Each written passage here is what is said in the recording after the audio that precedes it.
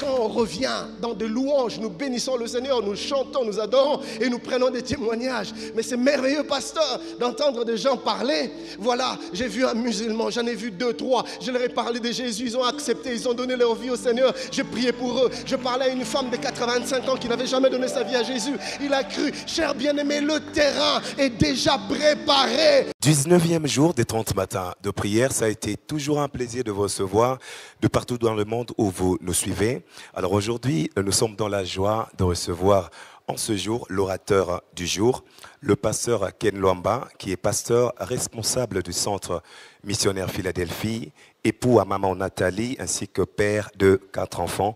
Et pasteur, nous vous disons bonjour. Bonjour. Nous allons essayer d'évoquer quelques aspects liés à votre message d'aujourd'hui. Votre message aujourd'hui était plus axé dans un angle plus évangélique, eschatologique. Alors, quelle était la cible et le but de votre message de ce matin? Voilà, donc en fait, mon message essentiellement s'adresse à l'Église. Quand je dis Église, je vois tous ceux qui sont nés de nouveau, tous ceux qui appartiennent au Seigneur. Et le but, c'est de sensibiliser l'Église, de réveiller encore les chrétiens, de mobiliser les enfants de Dieu à la mission. Et quand je parle de la mission, je voudrais bien entendu voir la mission dans toutes ses dimensions, mais de manière beaucoup plus directe, parler tout simplement de l'évangélisation, parler de Jésus, annoncer la bonne nouvelle à ceux avec qui nous vivons. Pour cette année, ici à l'Église de la Compassion, le thème retenu, comme je l'ai dit au départ, c'est le faux raisonnement. Alors, comment vous pouvez placer le faux raisonnement? Parce que vous avez évoqué un sujet, vous avez parlé de la désolidarisation du chrétien face au monde actuel. Est-ce que les faux raisonnements ont-ils une place dans cette manière de foi de chrétien en ces temps-ci? Bien sûr, parce qu'en fait, déjà, quand on parle de faux raisonnements, c'est les raisonnements, en fait, la manière de réfléchir, la manière de penser qui créent les cultures, qui créent la manière avec laquelle les gens vont fonctionner.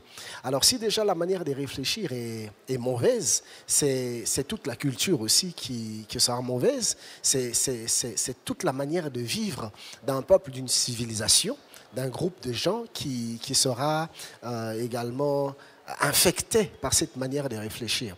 Alors quand je vois l'Église aujourd'hui dans notre manière de fonctionner, consciemment ou inconsciemment, nous sommes un peu trop tournés sur nous-mêmes. Nous investissons, ce qui est bien, hein, mais nous investissons tellement sur nous-mêmes au point que nous avons oublié ceux du dehors. Le monde. On a oublié notre appel, notre mission, qui est celle d'aller vers les non-convertis, les non-croyants, et de leur parler de Jésus. Mais nous restons entre nos 4 murs, en train de nous réjouir des bienfaits, des bontés de Dieu. Nous ne parlons que de sujets qui nous intéressent et on a complètement perdu de vue que le Seigneur nous envoie vers l'extérieur, vers ceux qui ne le connaissent pas. Et donc, il faudrait que, si je ne comprends pas là, il faudrait que l'Église puisse sortir des 4 murs pour pouvoir apporter de la lumière. Effectivement. Parce que vous l'avez dit tantôt sur base de passages que vous avez évoqués, que l'Église est le sel de la terre, c'est la lumière du monde. Donc, elle est appelée à pouvoir sortir des 4 murs. Mais pasteur, quel conseil donnerez-vous à ces églises-là qui jusqu'ici ne comprennent pas cet aspect-là de choses? Parce que nous avons remarqué, vous l'avez dit, de thèmes, même de conventions qui tournent toujours autour du concept chrétien. Alors ces églises-là qui jusqu'ici n'ont pas abordé cette manière-là de voir les choses, que pouvez-vous dire à ces églises?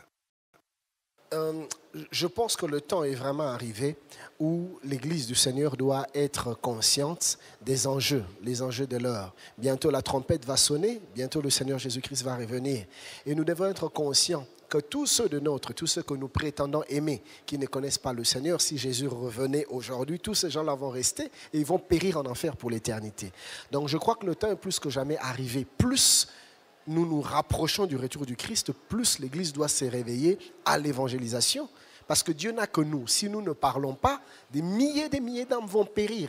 Donc il y a vraiment un véritable besoin pour l'Église de prendre conscience, de se réveiller et de descendre encore sur les champs missionnaires, sur les champs de l'évangélisation, au-delà des murs et au-delà de nos conforts quotidiens. Tout justement, pasteur, descendre sur le terrain pour évangéliser, car l'enlèvement, c'est pour bientôt. Alors, y a-t-il de méthodes et stratégies que l'Église ou les églises locales doivent-elles mettre en marche pour répandre cet évangile-là? S'il y en a, pouvez-vous les évoquer et dire comment est-ce que cela peut être rendu possible? L'apôtre Paul dit, comment est-ce que les gens entendront-ils parler? Comment est-ce qu'ils seront sauvés s'ils n'entendent pas parler de la bonne nouvelle? Comment est-ce qu'ils entendront parler de la bonne nouvelle si personne ne parle? Comment est-ce que les gens parleront s'ils ne sont pas envoyés? Et qui envoie? C'est l'Église qui envoie. Donc je pense que l'Église a la responsabilité, plutôt elles ont la responsabilité, je parle des églises locales, d'envoyer les missionnaires, d'envoyer les ouvriers, d'envoyer le peuple vers l'extérieur.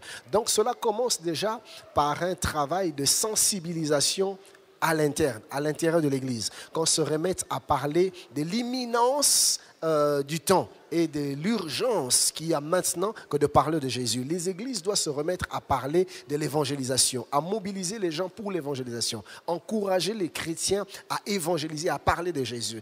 Donc, ça, c'est déjà un point de départ, qu'on se remette à parler de l'importance et de la place de l'évangélisation dans notre société et dans notre vie de tous les jours. Ça commence déjà là. Ça, c'est un premier niveau, une première étape. Donc ça doit commencer au niveau de l'interne afin de pouvoir s'y répandre. Au niveau de l'interne, d'abord que l'Église, que les chrétiens soient de plus en plus sensibilisés, qu'ils deviennent de plus en plus conscients du rôle et de leur mission de lumière du monde et de sel de la terre. Parce que dans les faux raisonnements, on a complètement oublié ça, on s'est tourné plus vers nous-mêmes et l'Église est en train de passer à côté de quelque chose, justement. C'est que le 4 lépreux nous enseigne. Tel était le sujet que vous avez eu à pouvoir expliciter en ces cultes. Alors, pasteur, qu'est-ce que nous devons retenir en un mot? Si on doit résumer votre message qui s'intitule « C'est que les 4 lépreux doivent nous enseigner », qu'est-ce que nous pouvons dire? La prise de conscience du fait que si nous ne parlons pas, personne ne parlera à notre place et les âmes vont mourir. Que Dieu n'a que nous. Le Seigneur n'enverra pas des anges. Nous sommes la seule stratégie de Dieu pour le salut de nos familles, de nos nations, des peuples. Nous sommes la seule stratégie de Dieu. Donc nous devons être conscients de cela, que Dieu compte sur nous et que si nous ne parlons pas, que les âmes vont mourir.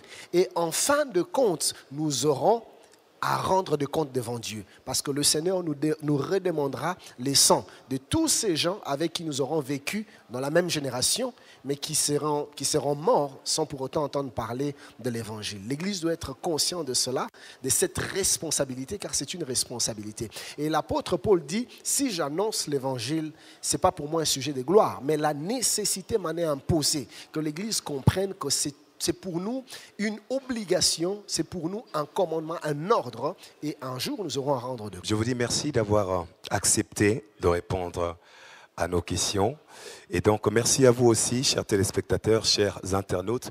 Nous continuons avec des briefs 30 matins. Nous aurons encore des intervenants qui viendront jour après jour ici pour pouvoir nous donner en résumé le détail de leur message. Pasteur, nous allons finir. Nous allons vous demander de pouvoir prier pour ce peuple de Dieu qui nous suit, pour ceux-là qui sont chrétiens, mais qui jusqu'ici n'ont pas cette conscience-là, de pouvoir sortir des 4 murs de leurs églises et aller évangéliser. Juste un mot de la fin et une prière pour ce peuple de Dieu. Je prie vraiment que le Seigneur nous soit favorable, afin que la flamme de l'évangélisation, le fardeau des âmes, la passion des âmes perdues puisse renaître de nos cœurs, afin que nous puissions nous lever et sortir.